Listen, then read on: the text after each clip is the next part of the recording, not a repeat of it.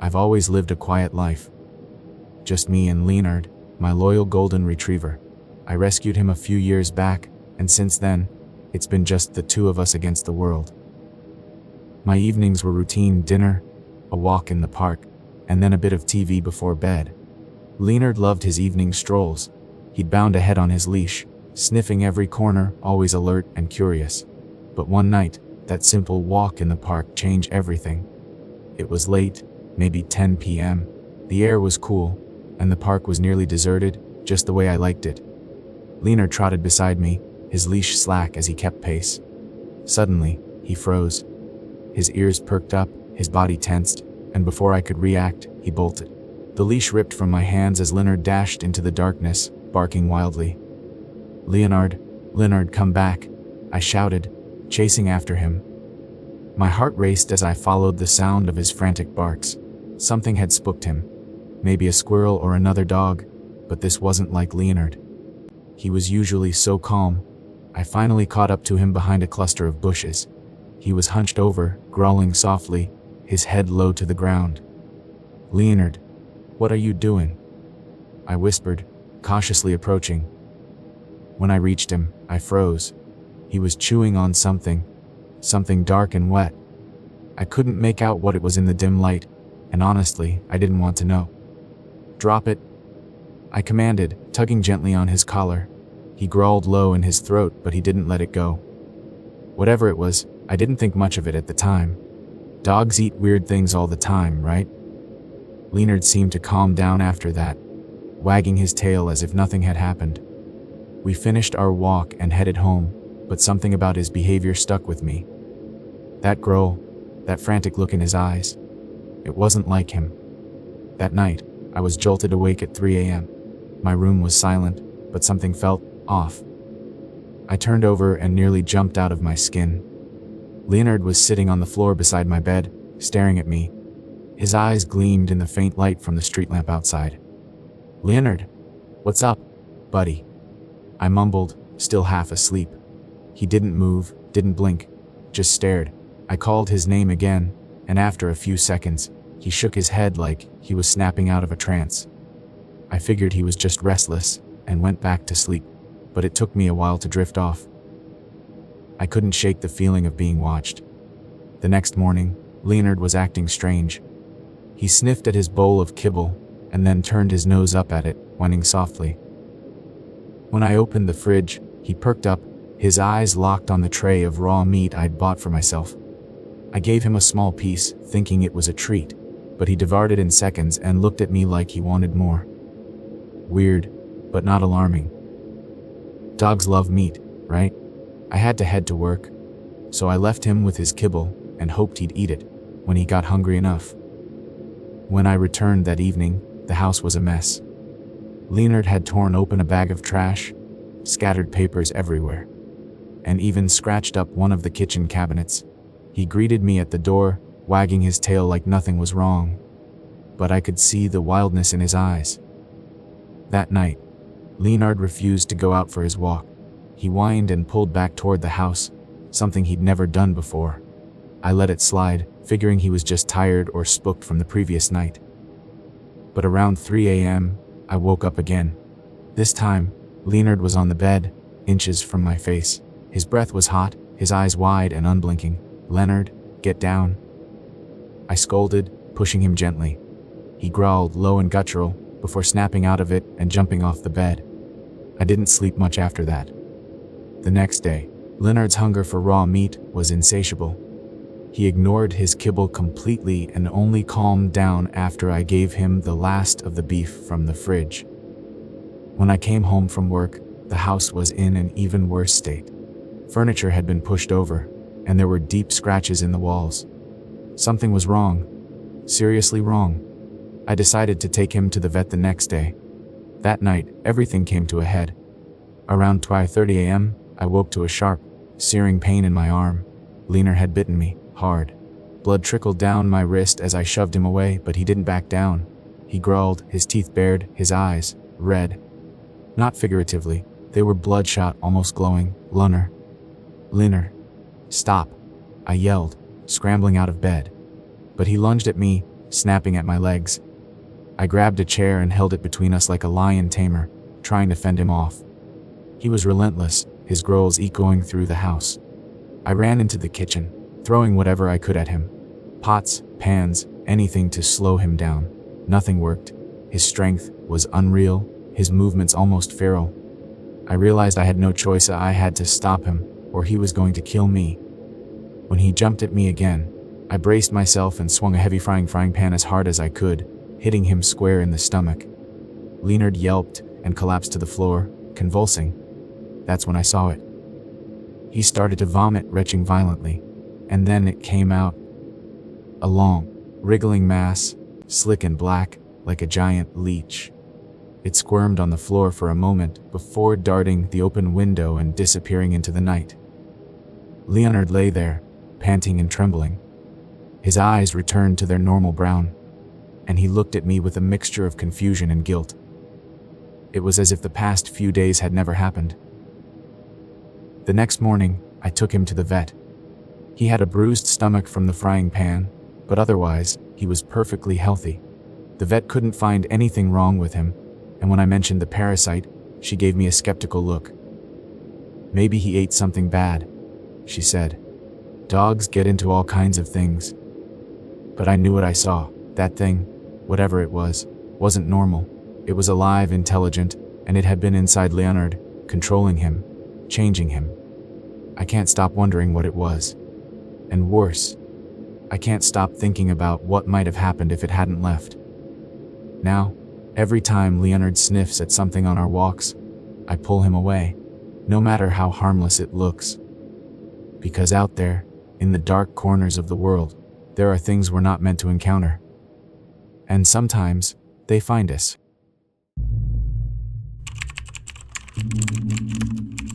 I never thought of myself as a cat person.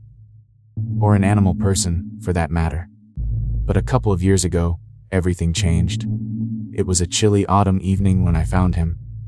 Tiny, scraggly, and meowing desperately in an alley near my house. He was just a kitten, barely old enough to fend for himself, his ribs showing through his matted fur. I don't know what made me stop. I'm not the kind of guy to go out of my way for stray animals. But something about him, those wide, pleading eyes, got to me. I brought him home, fed him some canned tuna, and figured I'd drop him off at a shelter the next day.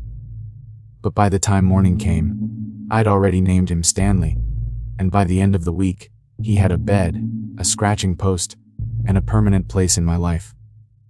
Stanley grew into the smartest, most independent cat I'd ever seen. He was sleek and nimble, with an uncanny knack for hunting. No matter how much I tried to block his escape routes, he always found a way to slip out at night and return with trophies, dead birds, mice, and sometimes even insects.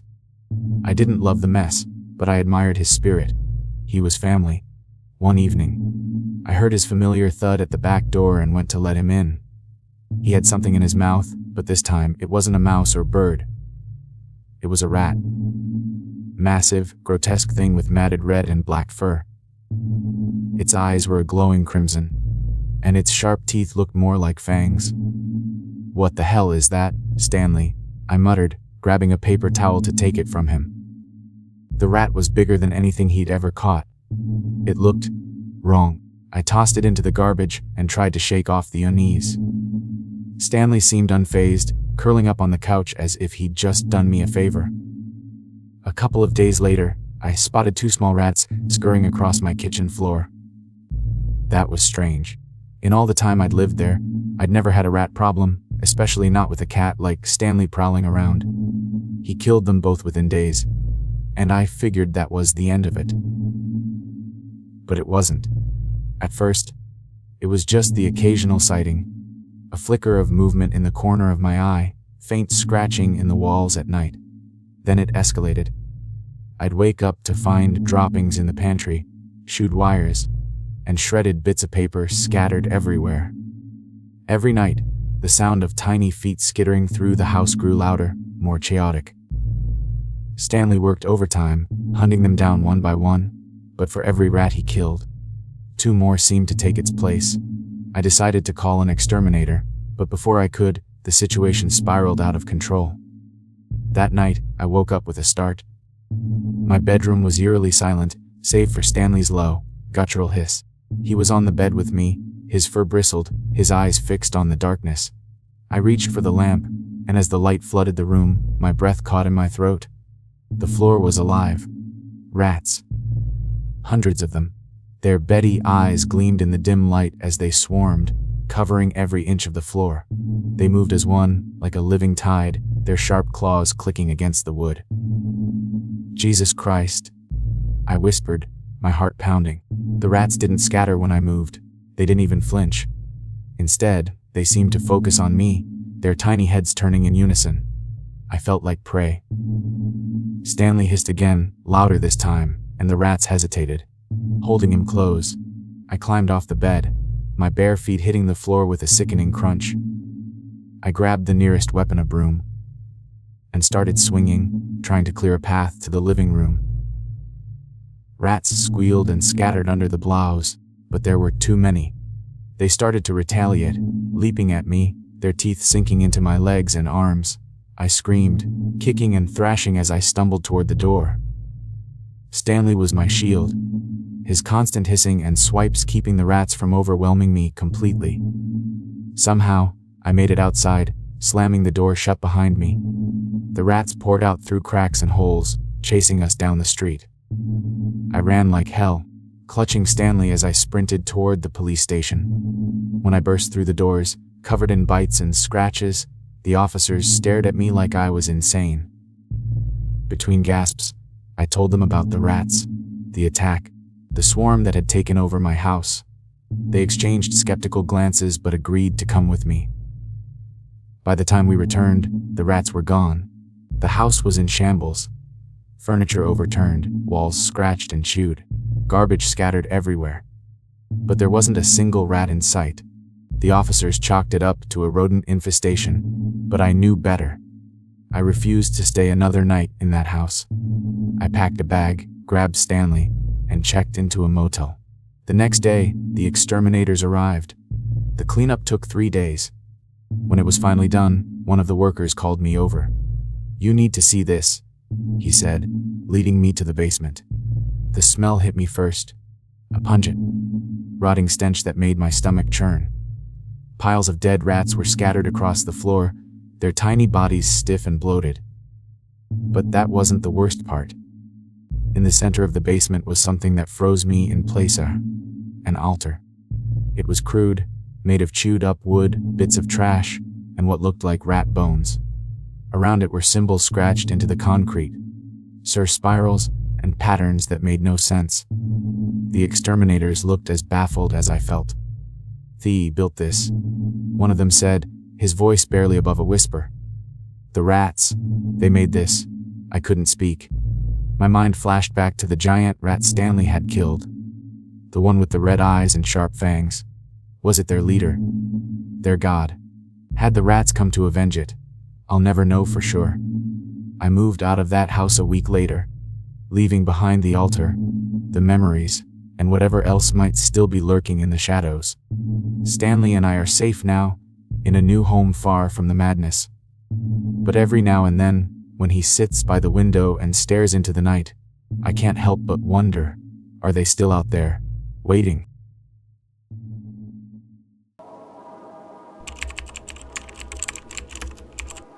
When I moved into the house, I couldn't believe my luck. It was huge, spacious, and dirt cheap for the area. As a freelance graphic designer working from home, it seemed like the perfect setup. Morty, my German shepherd, loved it too. Plenty of room for him to roam, and a big yard to play in. It felt like a fresh start for the two of us. At first, everything was fine. Quiet mornings sipping coffee while working on projects, evenings spent curled up with Morty in the living room. He was my only companion in that big house, and we settled into a routine quickly. Then, one night, Morty started acting weird. I was watching TV when I noticed him standing in the hallway, his ears perked and his body tense. His gaze was fixed on the attic pulled downstairs in the ceiling. He let out a low growl, something he rarely did. "What is it, boy?" I called, but he didn't look at me. His eyes stayed locked on the ceiling. I figured it was nothing. Probably a raccoon or maybe an owl. I'd seen them rummaging through the trash outside more than once. I made a mental note to check the attic the next day, but I didn't. Morty's strange behavior continued over the next week. He would often sit under the attic stairs, staring up with an intensity that made my skin crawl. Sometimes he growled, other times he just watched in silence. I tried to brush it off, but it started to get under my skin. Then, one morning, I opened the fridge and noticed something strange. A couple of eggs were gone, and the beer I'd been saving was missing. At first, I thought I might have forgotten drinking it or misplaced the eggs, but it nagged at me. I decided to keep a closer eye on the fridge. Over the next few days, I realized I wasn't imagining things. Small amounts of food were disappearing. An apple here, a slice of bread there. It wasn't enough to notice right away, but I started keeping a mental inventory. Someone was taking my food. I double-checked the locks on the doors and windows, but they were all secure. Nothing else in the house was out of place. It was baffling. Then, one night, I saw Morty staring at the attic again, growling softly. This time, I couldn't ignore it. "All right, Morty," I muttered, grabbing a flashlight. "Let's see what's up there." Pulling down the stairs, I climbed up, Morty following close behind me. The attic was just what I expected, dusty, filled with old boxes and forgotten junk. Cobwebs hung from the beams, and the air was heavy with the smell of mildew. I swept the flashlight across the room and saw nothing unusual. Just as I was about to climb back down, Morty let out a deep growl. His nose was pointed at the far corner, where the light revealed a small section of wall that didn't quite match the rest. My heart started to race. The wall looked off. I walked over, knocking on it lightly. It sounded hollow. "Stay here, Morty," I whispered, even though I knew he wouldn't listen. After some fumbling, I managed to pull part of the wall away, revealing a hidden space behind it. My stomach turned when I saw it. There was a small door tucked into the corner, hidden behind a stack of boxes. It was old, with a rusted handle that squeaked as I turned it. The door opened into a tiny, makeshift room. Inside, there was a mattress on the floor, a pile of blankets, and a few personal items. A flashlight, some empty food wrappers, a book. The room smelled faintly of unwashed clothes and stale air. My blood ran cold. Someone had been living there. I felt Morty press against my leg, his growl turning into a snarl. I shone the flashlight around and found a narrow passage leading downward. It ended in a ladder that seemed to drop into the basement. My stomach churned. I didn't want to know who had been sneaking into my house, eating my food, or how long they had been there. Grabbing Morty's collar, I climbed out of the attic as fast as I could and shut the door behind me. Once downstairs, I called the landlord. When I told him what I'd found, his response was strange. He seemed nervous, almost dismissive. Probably nothing. The house is old. Cheap, you know. Things like this come with the territory." "Cheap or not, someone's been living here," I said, my voice shaking. "I'm calling the police." That's when his tone changed. He tried to talk me out of it, his voice hurried and anxious. "No need for that. Listen, it's my son, okay? He needed a place to stay. It's harmless. Don't make a big deal out of this." I hung up without responding, my hands trembling as I dialed the police. While I was on the phone, I saw movement near the house. A man emerged from the back door, tall and thin with stringy hair and hollow eyes. He looked like he'd stepped out of a horror movie. He saw me immediately, his face twisting into a sneer. "You called the cops on me?" he shouted, his voice rough and angry. "Big mistake, lady." Before I could react, he started toward me, his movements jerky and aggressive.